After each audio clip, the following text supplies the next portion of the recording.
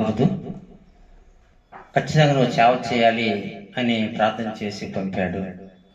ఆ తర్వాత నేను ఇంటికి వెళ్ళిన తర్వాత ప్రార్థన చేశాను, ప్రభువా ఈ సర్టిఫికేటు వ్యర్థంగా ఉండకూడదు, నేను ఏదో ఒక ప్రాంతంలో సేవ చేయాలి ప్రభువా, మీరు మీ సేవకుల ద్వారాగా పిలిచారు కదా అనేసి కొన్ని దినాలు ప్రార్థన చేసిన తర్వాత ఈసీఐలో నీలకంఠం ఏబెలి అనే బిషప్ అయ్య గారు ఉన్నారు. అక్కడికి ఒక దినం వెళ్ళాను. వెళ్ళిన తర్వాత అయ్యగారు నన్ను చూసిన వెంటనే నవ్వి, ఏంటి ప్రసాద్ ఎందుకు వచ్చావు అన్నాడు. అయ్యగారు నేను సేవ చేయాలని నాకు ఆశ ఉంది అని చెప్పాను.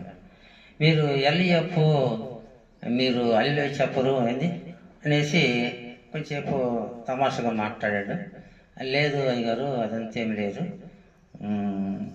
నేను